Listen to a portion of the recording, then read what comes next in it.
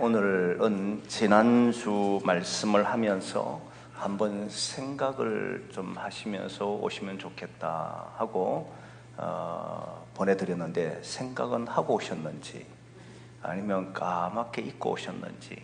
까맣게 잊고 오셔야 제가 또 뭘 이야기해도 도움이 안 되겠습니까? 오늘은 소재에 관련된 이야기를 하겠다. 그리고 소재에 관련된 이야기 중에 특별히 관심을 두는 것은 소재물이 누룩 없는 떡을 만들어서 이걸 제사장에 주잖아요. 소재의 규례에 관한 내용인데, 왜 똑같은 것을 또 반복할까? 이건 이제 해결됐지 않습니까? 1장, 2장, 3장, 4장, 5장은 5대 예배에 관해서 나오고, 6장부터는 다시 그 5대 예배 가운데 있는 얘기를 또 규례 이야기한단 말이에요. 그래, 그 차이가 뭔가는 이제는 이해되죠. 그게 뭐냐면 1장부터 5장까지의 내용은 하나님께서 이스라엘 백성들 누구든지 이런 예배를 드리려고 하는 사람들은 이런 것을 지켜라 하는 내용이었고, 6장부터 다시 번제, 소제, 또 속건제, 속죄제, 속건제 내용은 그것을 직접 드리는 제사장, 집행하는 제사장을 향해서 하신 말씀입니다. 백성들이 가져야 될 자세와 이제부터는 제사장, 그 집례하는 제사장들이 가져야 될 자세에 대해서 이야기하고 있는 것이다, 그렇게 말씀을 했습니다.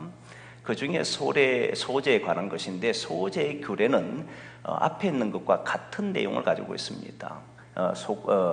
고운 가루 한 움큼을 번제물 제단에 올리고 거기에 기름을 붓고 그 위에 유향을 넣어서 불사르게 하는 그런 것이 소재였어요. 이거는 똑같은 방법입니다. 그러나 제사장에 특별히 강조하는 것 중에 하나가, 이것을 드리되 남은 한 움큼을 드렸으니까 많은 사람들이 소재물을 가지고 남은 것이 있지 않습니까? 어떻게 처리할 것인가? 제사장이 처리하는 방법에 대해서 이야기할 때 그 방법은 너희들이 먹으라는 거예요. 제사장에 음식물로 주었다는 거예요. 음식물로 주었는데 하나님께서 거기에다가 뭘 붙이셨냐면, 거기에는 누룩을 넣지 말라, 이렇게 만들었어요. 누룩 없는 떡을 만들어서 먹어야 되는 거예요. 그리고 또 하나가 덧붙였는데, 이 누룩 없이 넣는 떡은 영원한 너희들의 소득이다. 이게 제사장의 소득이다. 이게 다른 누구에게도 줄 수도 없고 제사장만이 먹을 수 있는 그런 제물로 주신 것이 바로 소제물이었어요. 그래서 지난 시간에 여러분들에게 이 누룩 없는 떡, 저도 잘 먹어보지 못했지만 혹시 우리가 최근에 성만찬 하면서 여러분 드셔보시면, 예전에 성만찬을 가톨릭에서 하는 얇게 만든 누룩 넣지 않은 그냥 납작했는 그런 것들을 드셔보셨잖아요. 그런 것을 제사장이 먹어야 된다라고 하면 과연 맛이 있을까? 그 맛이 없을 거란 말이에요. 그런 것들을 영원한 소득으로 제사장에 주었다, 이 말이지 않습니까? 좀 좋은 걸 주시지. 맛난 음식도 좀 주시고 정말 먹을 만한 것 주시면 좋겠는데, 누룩도 못 넣게 하고 음식에 맛도 없는 이런 것을 먹도록 제사장이 한다면 이게 과연 제사장한테는 복이 되는 건가? 제사장은 이걸 어떻게 받아들여야 되는가 하는 이런 문제를 가지고 고민을 좀 해보시라라고 이야기했지 않습니까? 그 문제를 오늘 조금 해결하려고 합니다. 왜 그렇게 먹어야 되느냐라고 했을 때 하나님께서 말씀하시기를 지극히 거룩하기 때문이다, 그렇게 말씀하셔. 17절 말씀에 나오는데, 그 17절 말씀 보면 지극히 거룩한 것이다. 이 소제물을 다른 누구에게도 줄 수 없는 이유, 누룩 없는 것을 넣어서 먹어야 되는 이유가 뭐냐면, 하나님께서 이것을 지극히 거룩하게 여기셨다는 거예요. 그리고 이 오늘 본문의 속죄 제물에 관한 이야기도 제사장이 먹게 되는데, 이런 내용도 보면 모두 단어가 제일 많이 쓰인 단어가 거룩이에요. 거룩이라는 단어는 구별되다, 이런 말이잖아요. 구별됐다는 겁니다. 이런 말들이 가장 많이 사용되는 것이 오늘 본문에 있는 내용이고 지난 본문의 소재물과 관련된 내용입니다. 지극히 거룩하다는 거예요. 그러면 이걸 어떻게 해결을 해야 되는가 하는 문제가 남았는데 다른 예를 들면서 이 문제를 조금 해결해 보려고 합니다. 다른 예가 뭐냐면 이스라엘 백성들이 이제 애굽에서 430년 동안 종살이 하다가 자유인이 되어서 광야길을 40년을 거립니다. 그런데 40년 이후에 가나안 땅에 들어갈 때 그때 하나님이 땅 분배 문제를 이야기를 합니다. 민수기 오면서 땅 분배 문제를 이야기하는데 레위 지파에게는 땅을 주지 않는다라고 이야기를 했어요. 그 기업은 분깃은 누구냐면 여호와다. 레위인들에게는 단 한 평의 땅도 주질 않습니다. 물론 들어가면 여러 성 가운데에 도피성이라고 하는 6개의 도피성을 만들고 그 성은 누구에게 주냐면 레위 지파에게 줍니다. 하지만 이것은 구별된 땅이었고 그 도피성은 죄를 지었는데 부지 중에 죄를 지은 사람들이 피할 수 있는 성으로 줬기 때문에 그 땅에 경작하거나 이런 땅이 아니었었어요. 그러니까 이 모든 제사장 레위인이 속해 있는 땅은 없었습니다. 오직 여호와만이 그들의 분깃입니다. 여러분, 만일 하나님께서 그 가나안 땅에 들어가는 이스라엘 백성들 중에 우리가 있다라고 할 때 우리에게 430년 동안 애굽에 종살이 하다가 나왔으면 당연히 그들은 약속의 땅에 대한 희망을 갖고 나왔단 말이죠. 그러면 약속의 땅에 들어가면 내 땅이 있을 것이다. 우리 족속이, 우리 지파가 살 수 있는 땅을 분배할 것이다. 그런 기대를 가지고 있었을 거잖아요. 그래서 실제 그렇게 분배를 했습니다. 그런데 우리를 제외하고 다른 집안 사람들에게 땅을 다 줬어요. 우리 집안만 주지를 않았다. 그러면서 하는 이야기가 너희는 내가 너희의 기업이다 라고 말하면 그걸 받으시겠습니까? 아니면 땅을 받으시겠습니까? 라고 물으면 신앙 좋은 사람들의 모든 대답은 여호와다 이렇게 말을 합니다. 그리고 실제 찬송에도 보면 CCM 복음송 노래 가운데 주님 한 분만으로 나는 만족해 라고 이야기하잖아요. 진짜 그런지는 사뭇 궁금하지요. 여호와 한 분만으로 만족하고 다른 것 안 줘도 괜찮은지, 아니면 다른 것 주시고 그 위에 여호와 한 분만 있는 게 좋은지, 아니면 반대로 여호와 하나님은 우리에게 늘 함께 하시면서 여호와께서 다른 것을 우리에게 주시길 원하는지, 이게 동일한 것 같아도 다릅니다. 그렇잖아요. 우리가 누릴 거를 다 누리면서 가질 걸 다 가지고 그 위에 뭐가 있다는 거예요? 구원도 있고 여호와도 있는 이런 구조를 가지느냐, 아니면 하나님 한 분만을 섬기면서 그분이 우리에게 주시는 많은 것들을 누리느냐, 이건 다른 문제거든요. 사실은 과연 뭘 여러분 바라냐? 아멘, 다 필요 없어, 나는 여호와 한 분만 있으면 돼, 이렇게 진짜 고백하며 살 수 있는가? 여러분, 이게 참 어려운 문제예요. 그러니까 여러분들 시험하고 싶은 생각은 없습니다. 그냥 마음으로 대답하면 되니까. 여러분, 우리 보면 이제 우리에게 땅 분배를 한다고, 대한민국의 땅을 딱 분배한다고 했을 때 시골도 있을 것이고 뭐 서울도 있을 것이고, 그리고 또 요즘 보니까 그런 이제 드라마도 있습니다만은 천당 위에 분당이다 뭐 그런 이야기 하대요. 분당 땅도 분배할 것이고, 다 분배했을 때 과연 우리 교인들 여기 있는 사람 한 사람을 분배한다 했을 때 너는 경상도가, 너는 전라도가, 너는 어디가 이랬을 때 나는 여호와 한 분만으로 만족합니다. 이럴 사람들이 과연 몇 분이나 될까? 진짜 궁금해요. 저한테 물으면 저는 강남을 달라 할 겁니다. 그렇잖아요. 얼마나 좋아요. 강남 주면 뭐 부자 될 텐데. 사실 땅과 하나님을 놓고 이야기했을 때 하나님만을 택할 수 있는 사람이 얼마가 되겠습니까? 근데 또 설교 잘 듣다가 딱 요것만 편집하면 곤란하잖아요. 우리 목사님은 강남을 원한다더라. 절대 그런 말이 아니잖아요.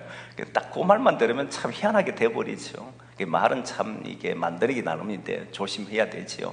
그러나 어쨌든 사람들이 여호와만을 섬기고 여호와만이 우리 하나님이 되기를 원한다라고 이야기했을 때 과연 그럴까는 의문은 사실 많이 남습니다. 그러면 반대로 이제 질문이 진짜 질문이 되는 거잖아요. 레위인들은 그 제사장 그룹이 된 이 레위인들은 왜 여호와 하나님 한 분만으로 그들의 기업을 삼겠다, 땅을 주지 않는다고 해도 불평과 원망을 하지 않았을까? 도대체 이들이 여호와 하나님이 기업이란 이 말을 어떻게 받아들였길래 이들은 어떤 것도 바라지 않고 그것을 만족했을 수 있을까? 여기에 대한 답을 가져야만 그 다음 문제가 해결됩니다. 그렇지 않겠습니까? 그래서 한번 찾아볼 텐데요.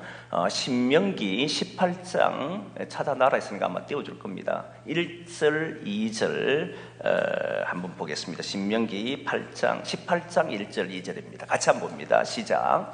레위 사람 제사장과 레위의 온 지파는 이스라엘 중에 분깃도 없고 기업도 없을지니 그들은 여호와의 화제물과 그 기업을 먹을 것이라. 그들이 그들의 형제 중에서 기업을 가지지 않을 것은 여호와께서 그들의 기업이 되심이니 그들에게 말씀하심 같으니라. 그렇죠? 딱 이렇게 나왔단 말이에요.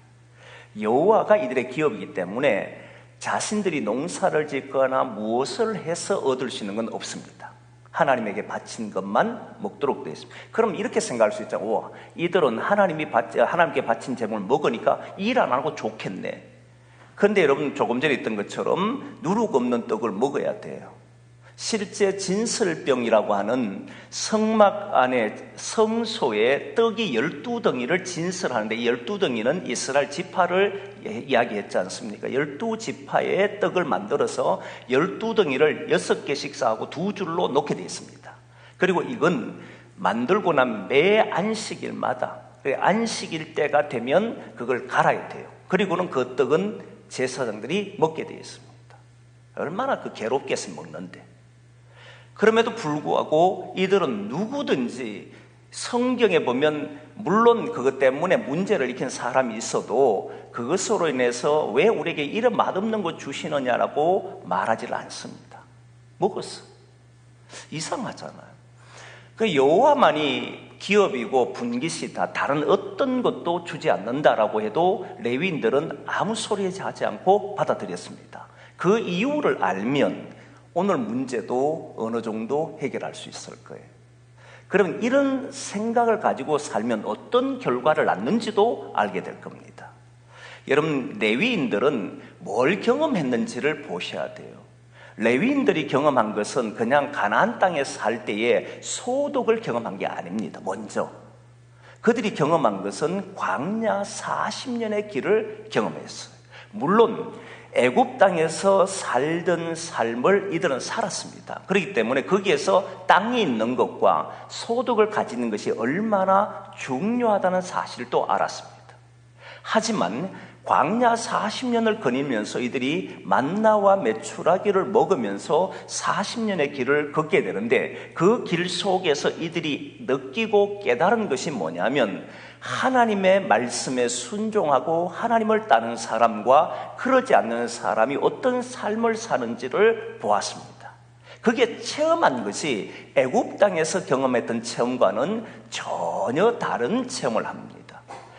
금송아지 사건을 통해서 하나님이 버리잖아요. 그때 레위인을 택하게 되는데 그것 때문에 레위인을 택하였는지는 성경에 정확히 표현 없습니다. 그러나 그 레위인이 금송아지 사건이 있을 때 모세가 내려와서 누가 하나님 편에 서겠느냐라고 했을 때 레위인만 나왔잖아요. 그리고 난 이후에 레위인은 여호와께 헌신된 자라고 이야기를 듣게 됩니다. 이 이야기 있은 후에 하나님은 레위 지파를 택하게 되고 레위 지파가 하나님의 제사장 지파로서 일을 감당하게 되는 건 맞아요. 이런 일들을 통해서 레위 지파가 하나님이 택한 지파인데 왜 레위 지파를 택했는지는 명확하지 않지만 레위 지파를 택한 그 상황은 이스라엘 지파가, 전체 이스라엘 지파가 하나님의 것인데 그 중에 레위를 택하면서 모든 이스라엘 지파가 하나님의 것이다라고 하는 그런 개념으로 받아들입니다. 근데 조금 더 구체적으로 말하면 사실 하나님은 모든 장자의 하나님이라는 것을 말을 했었어요. 모든 장자의 하나님이라는 것은 이스라엘이 모든 백성들의 장자로서 하나님 받아들이신 것이고, 그리고 그 중에도 하나님은 레위 지파를 받아들인 거예요. 그게 실제에 있는 이야기를 보겠는데 어디 나오냐면 민수기 3장에 보겠습니다. 민수기 3장 13절을 한번 보시면 아마 띄워줄 겁니다. 같이 보겠습니다. 시작. 처음 태어난 자는 다 내 것임은 내가 애굽 땅에서 그 처음 태어난 자를 다 죽이던 날에 이스라엘의 처음 태어난 자는 사람이나 짐승을 다 거룩하게 구별하였음이니 그들이 내 것이 될 것임이니라. 나는 여호와이니라. 자, 여기에 보면 처음 태어난 자가 원래 다 내 것이라는 것은 애굽에서 처음 태어난 모든 것을 죽일 때 이미 다 죽였지만 이스라엘의 처음 태어난 자는 죽이질 않았잖아요. 문설주에 임방에 피를 바른 사람은 안 죽었단 말이에요. 그때 그 장자는 내 것이라고 했단 말입니다. 그런데 이스라엘 지파 중에 모든 것이 다 내 것이 될 수 없으니까 특별히 택하였다. 그들이 누구냐면 이제 봅니다.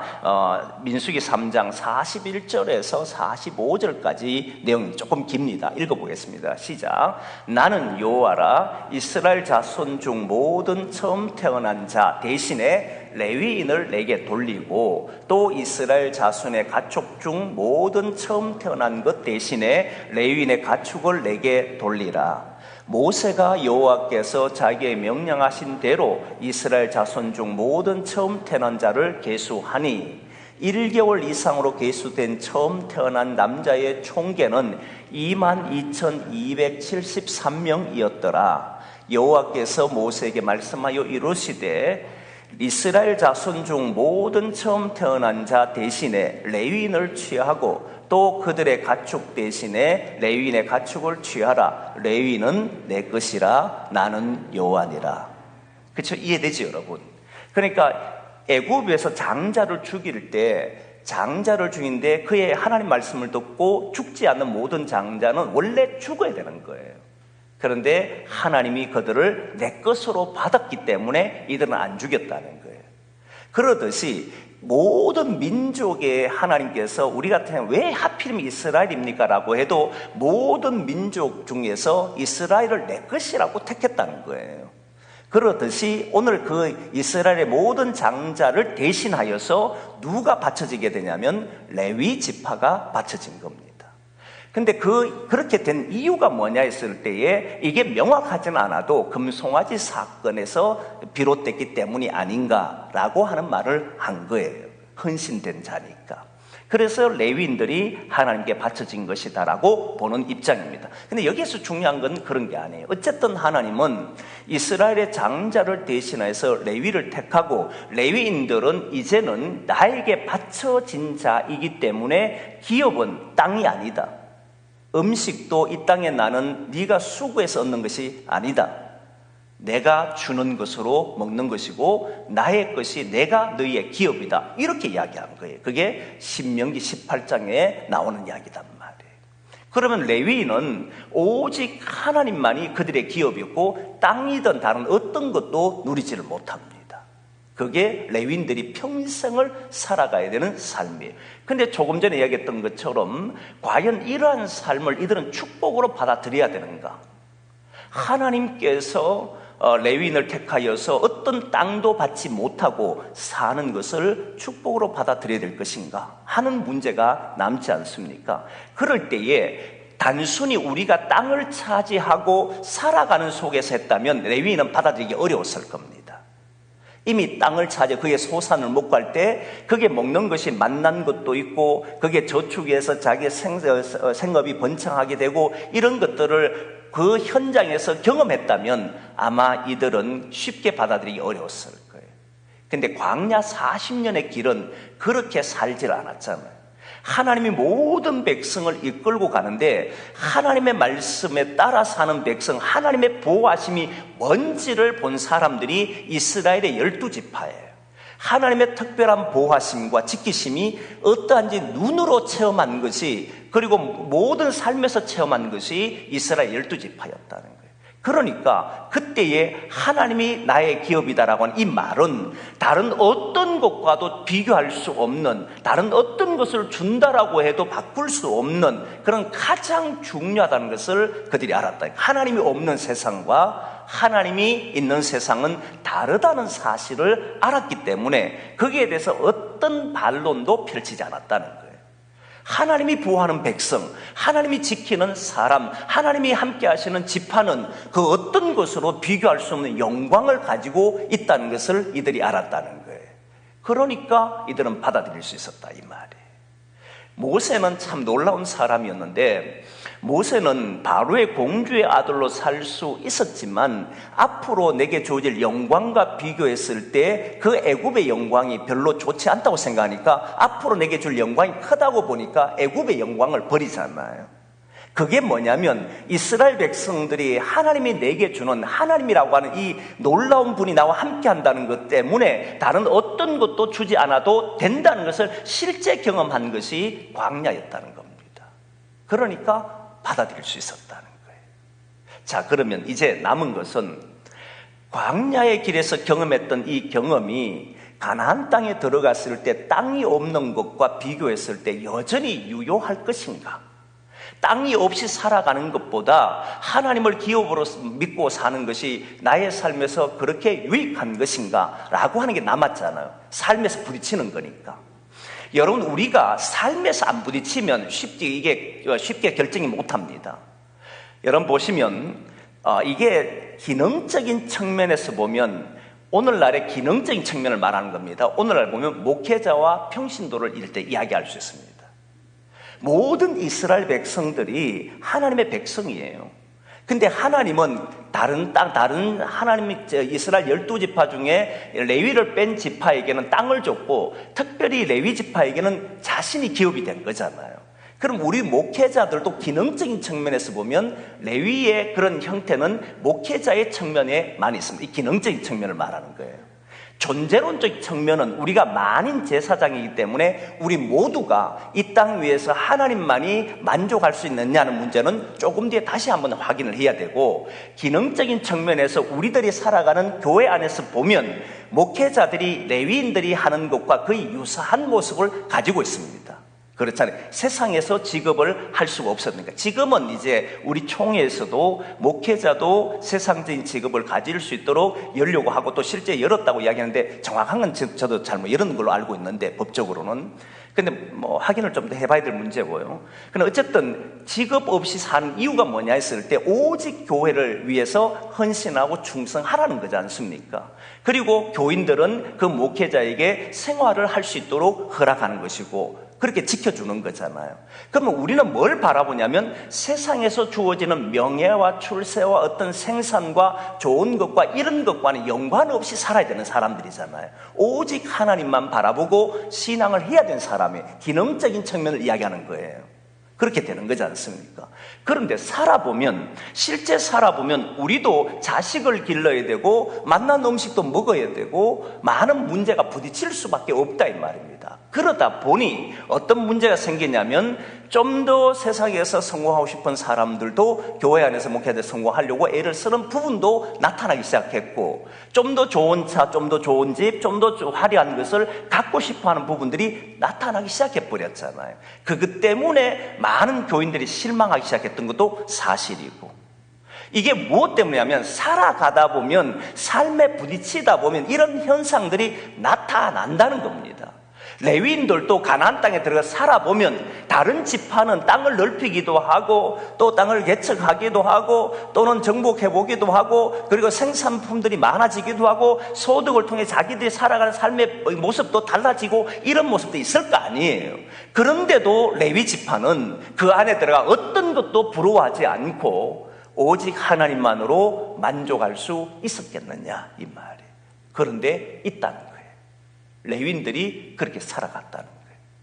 이게 무엇을 의미하느냐 하면, 여러분 저는 한 사람의 예를 가끔 한 번씩 들었기 때문에 여러분들도 이제는 알 겁니다. 유명한 목사님이 강의를 해놓는 강의 책을 보는데 그게 이제 교회 세미나 같은 데서 이제 편집을 했고 그리고 많은 시리즈로 나온 책이 있어요. 그게 책을 보면 한 분 목사님, 워낙 유명한 목사님이 있었습니다. 유명하다는 것은 자기 입으로 그렇게 말을 했어요. 유명하다는 것은 집에 들어간 날이 적다. 집에 들어간 날이 적으니까 애들한테 너무 미안하더래요, 자기가. 애들한테 너무 미안해가지고 들어갈 때마다 빈손으로 가지 않는데 애들을 위한 선물을 사간다는 거예요. 그리고 애들을 만나기만 하면 축복기도 한다. 내가 평소에 못 해주니까. 눈에만 띄면 축복기도 해줬다는 거예요. 근데 어느 날 하루는 부흥 집회를 갔다가 집에 들어갔는데 자기가 깜빡하고, 너무 늦기도 하고 깜빡하고 손에 아무것도 들고 가지 않고 들어갔다는 거예요. 근데 애들이 문을 열고 들어가니까, 이제 문을 열고 탁 들어가니까 애들이 자기가 온다는 얘기를 듣고 반갑게 나와서 맞이하는데 나를 쳐다보지 않고 나의 손을 보더라는 거예요. 그래서 그때 충격을 좀 받았대요. 이들이 나를 기다린 것일까? 아니면 내가 사오는 선물을 기다릴 건가? 뭐 이런 고민을 좀 하게 되는, 그러면서 이제 그래도 미안한 마음이 아버지에게 있으니까 방에서 씻고 있더니까 이제 그 자녀 딸이 둘이었는데 두 딸이 아버지에게 오더니 하는 이야기가, 아버지, 그러면 계속 이제 와서 이제 큰 딸이 와서 하는 이야기가, 아버지, 나 돈이 얼마 필요해요? 라고 이제 얼마에, 아마 금액이 별로 크지 않았어요. 아주 어린 나이였으니까. 금액이 크지 않았어요. 그래도 아버지가 미안하니까 그에게 돈을 줬다는 거예요. 돈을 줬어요. 근데 그 애는 너무 신나가지고 자기가 사고 싶은 걸 사러 밖으로 나간 거예요. 근데 둘째 딸은 자기에게 돌라 소리를 안 하더래. 뭔가 필요한 게 있는데 방에 왔다 갔다 하고 자기 주변만 맴돌더라는 겁니다. 그러더니 분명히 요게 말할 게 있는데 말을 안 하고 있어서 뭔 꿍꿍이지 하고 있는데 아니라 다를까 자기하고 데이트를 하자라고 이야기하더라는 겁니다. 그래서 그래 하자. 그래 이제 속셈이 드러나는구나. 그 데이트를 하러 다 갔대요. 가니까 데이트를 하는데 어디 가느냐면 문방구 앞에 그 어떤 상점 앞에 가니 거기서 왔다 갔다 하더라는 거예요. 그래서 네가 필요한 게 있냐?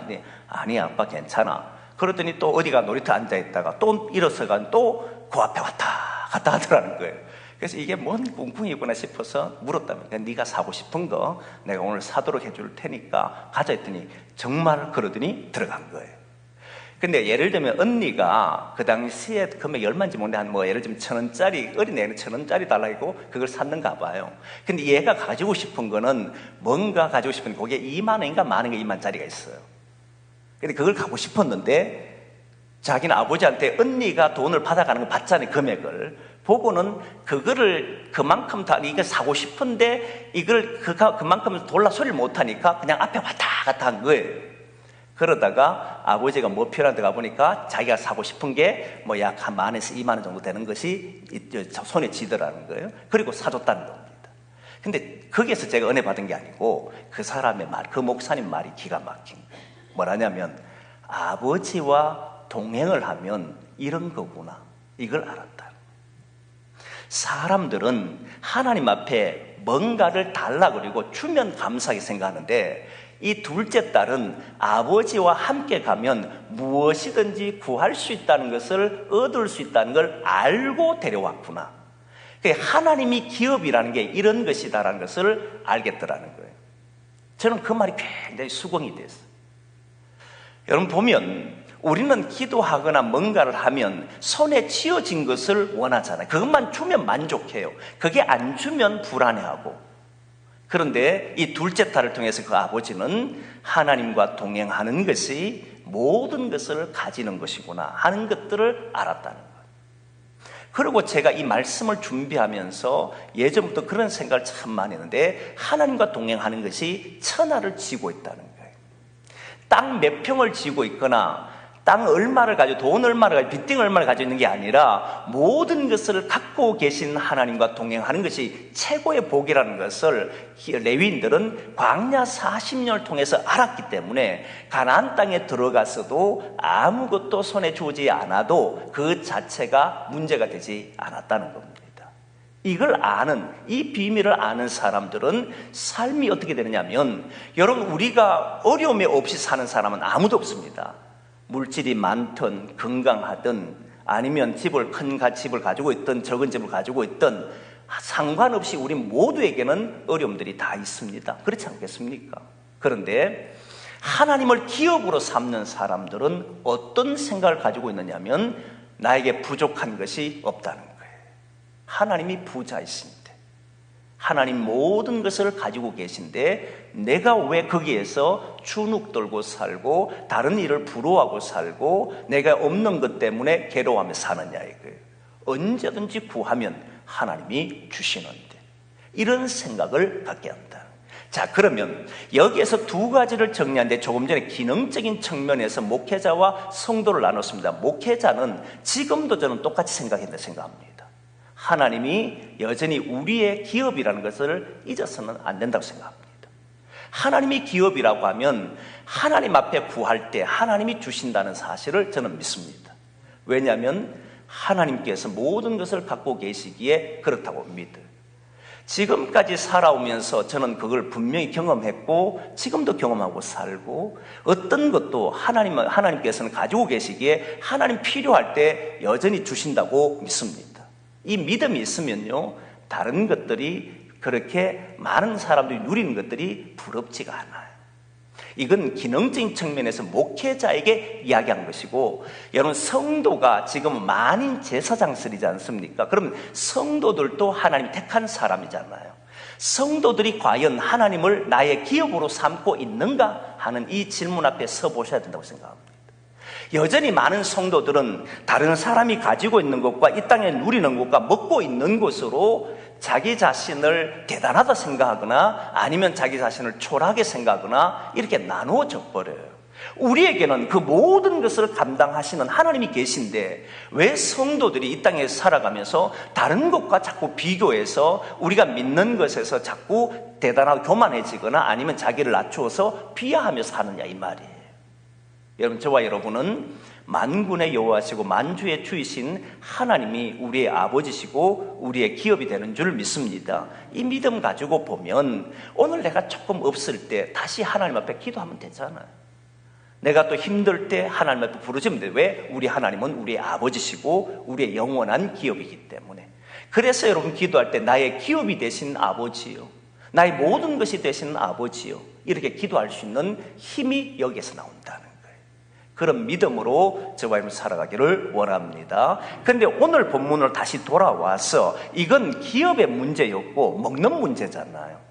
먹는 문제라고 생각했을 때 그 기업을 가지고 있는 사람이 먹는 것 보면 남들이 볼 때는 초라한 음식이 될 수 있습니다. 누룩 없는 떡을 먹어야 되고 이런 것들이 힘들 수 있어요.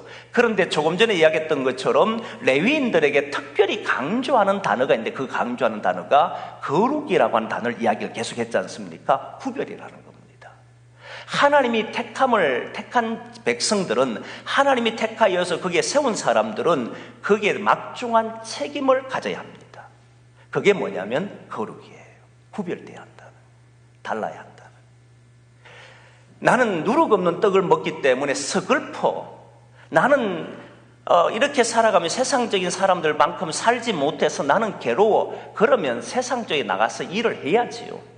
그렇지 않습니까? 기능적인 측면에서 목회자들이 먹고 사는 문제 때문에 괴로우면 목회 그만두고 돈벌이를 해야 되지요. 그러나 하나님이 내게 주신 것이 맞다면 그것을 가지고 그것을 감당해내는 책임을 져야 되잖아요. 다른 사람들과 성도와도 비교할 필요가 없어요. 성도와 비교할 이유가 뭐 있습니까? 성도들은 세상 사람들과 비교할 이유가 하나도 없습니다. 저보다도 훨씬 더 잘 사는 사람도 있을 것이고 저보다도 못 사는 사람도 있을 겁니다. 근데 잘 사는 사람들과 비교해서 나는 이렇게 공부하고 이런 세월을 보냈는데 왜 내가 이렇게 살아야지? 그럴 것 같으면 목회를 하면 안 되지. 그렇지 않나요? 다른 이와 비교하는 것이 아니라 내가 어떻게 구별되어 살 수 있을까? 하나님이 나에게 맡겨주신 이 책무를 어떻게 할 수 있을까? 그 책임적인 자세를 갖는 것이 훨씬 옳다고 생각합니다. 뭘 먹느냐? 나는 맛없는 누룩 없는 떡을 먹는데 이런 소리 할 이유가 하나도 없는 거예요. 그리고 기독인들이 세상 속에 살아가면서 저들은 잘 되는데 왜 우리는 이렇느냐 말할 게 없다는 거예요. 우리는 그들과 구별되어 살려고 하셔야 된다는 거예요. 믿는 사람으로 살아가려고 하셔야 된다. 그러니까 우리의 사고와 방법은 세상적인 사고와 방법으로 살지를 않습니다. 여러분, 애굽에 있는 사람들은 자기 땅을 넓히려고 살 것이지만 기독인은 예수 그리스도를 믿는 사람답게 구별된 삶을 살려고 하는 그 방법을 택하셔야 돼요. 무엇이 하나님이 원하는 길인가, 이걸 생각하고 살아가는 사람들이 기독인이라는 거예요. 그걸 생각하면 소재는 충분히 해결됩니다. 제사장들에게 맛없는 빵을 주고 맛없는 떡을 줬다고 생각하는 것이 아니고, 이 제사장은 모든 백성들 앞에 구별된 삶을 살아야 하는 것이구나, 구별된 일을 해야 하는 것이구나. 그것이 먹기 싫다고 안 먹고 먹고 싶다고 먹는 것이 아니라 이건 하나님의 말씀이니까 말씀대로 내가 살아가는 것이다. 이거를 해낼 수 있는 사람을 제사장이라고 그랬고, 저는 택함받은 사람이라고 믿습니다. 그래, 그 일을 해내야 된다는 거예요. 그래서 여러분, 오늘 소재라고 하는 이 부분을 다루면서 우리가 하나님을 기업으로 삼는다는 게 무엇인가 하면, 우리는 세상 사람들과 비교하지 않는다는 거예요. 자기의 기능에 따라도 누구와 비교하지 않습니다. 하나님이 나의 기업이라고 믿으면 그 다음부터 세상에 나가서 자기 삶을 살 때 이제부터는 구별되이 행동하려고 할 것이고, 우리에게 주어진 시대를 책임지려고 하게 될 겁니다. 그렇게 사는 저와 여러분 되기를 소망합니다. 이게 속죄제에 관련된 규례입니다. 속죄제는요, 여러 부분이 같지만은 제사장들이 드리는 것이 있고, 회중이 드리는 것이 있고, 그리고 족장이 드리는 것이 있고, 그리고 백성이 드리는 게 있어요. 속죄제, 개인이 드린 것이 있다. 네 가지의 속죄제가 있습니다. 족장이 죄를 짓는 경우도 있고, 이스라엘 전체가 죄를 짓는 경우 있고, 그 다음에 제사장이 죄를 짓는 경우 있어요. 개인이 죄를 짓는 경우 있고. 그런데 속죄제의 규례의 독특한 점은 무엇이냐면, 회중과 제사장이 드린 제물은, 속죄한 제물은 아무도 먹지 못합니다. 다 태워야 됩니다. 이거는 다 태워야 돼요. 다만 백성 한 개인이 드린 속죄 제물 있잖아, 이것과 그리고 족장이 드린 제물들은 속죄 제물은 먹게 되어 있습니다. 그런데 중요한 것은 오늘 본문에 속죄 제물은 거룩하다 또 이야기를 했습니다. 거룩해서 이건 누구만 먹어야 되냐면 제사장만 먹도록 됐습니다. 이때 제사장 먹는다는 것은 회중이 드린 것과 제사장이 드린 것을 빼고 말하는 거예요. 그래서 마지막에 보면 제사장이 피를 가지고 회막에 들어간 것은 먹지 못할지라는 것은, 향단에 피를 바르는 것은 누구 때만 그러냐면 회중과 제사장들의 죄를 속할 때만 성막에 들어가서 그 성막 안에 성소에 있는 향단에다가 피를 바르게 되어 있습니다. 이건 못 먹게 되어 있는 거예요.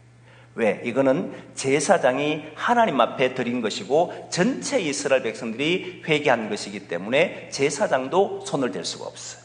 그러나 개인이 드린 것은 먹도록 되어 있습니다. 이런 내용들을 보면 또 여기에도 전부 거룩함을 이야기합니다. 한번 보겠습니다. 잠시 찾아서 읽어볼 텐데 30절 말씀을 한번 보겠습니다. 먼저 30절 말씀 같이 봅니다. 시작. 그러나 피를 가지고 회막에 들어가 성소에서 속죄하게 한 속죄제 제물의 고기는 먹지 못할지니 불사를 지니라. 그렇게 나왔죠.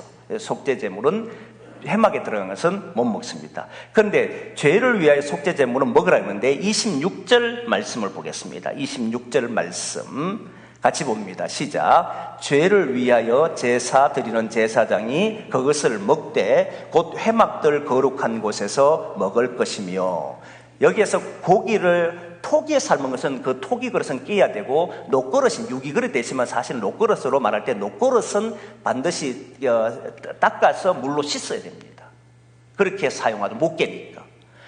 왜 그렇게 해야 되냐면 전부 거룩이에요. 그래서 레위기 전체의 주제가 뭐냐면 거룩이라는 거예요. 거룩은 실제 생활 속에서 구별되는 삶을 말하는 겁니다. 하나님 앞에 하나님께서 죄를 얼마나 중요하게 생각하는지를 보게 돼야 되는 거예요. 우리가 세상에서 구별돼야 되는 이유가 어디냐면, 우리는 어차피 인간이기 때문에 이 땅에 살아가면 죄인으로 살 수밖에 없잖아요. 근데 죄인으로 살 수밖에 없기 때문에 나는 죄인이다라고 고백하면 안 된다 이 말이에요. 나는 그렇게 살아갈 수밖에 없는 사람이, 이렇게 말하면 안 된다 이 말이에요. 저도 10대에 친구 한 명과 다툰 적이 있었는데 그때 제 생각이 짧았지요. 친구 다툴 때 교회 다니는 사람도 인간인데 그럼 잘못할 수 있지 라고 이야기를 했습니다. 근데 그 친구는 그렇게 말해서는 안 된다. 그래도 신앙하는 사람은 그 신앙의 본분을 지켜야 된다. 인간이면 당연히 죄를 지을 수 있지. 그걸 당연히 받아들여서는 안 된다라고 이야기했어요. 근데 처음에는 그 말의 뜻을 잘 몰랐어요. 세월이 지나 보니까 맞아요. 당연히 나는 죄를 지을 수 있는 인간이니까 죄를 지을. 목회자도 인간인데 죄를 지을 수 있지. 그건 다른 사람 이야기할 때 그런 거고, 자기 자신은 자기를 지켜내도록 해야 한다. 당연하다라고 받아들여서는 안 된다 이 말이에요. 하나님은 죄에 대해서 얼마나 예민한지를 계속 보여주잖아요.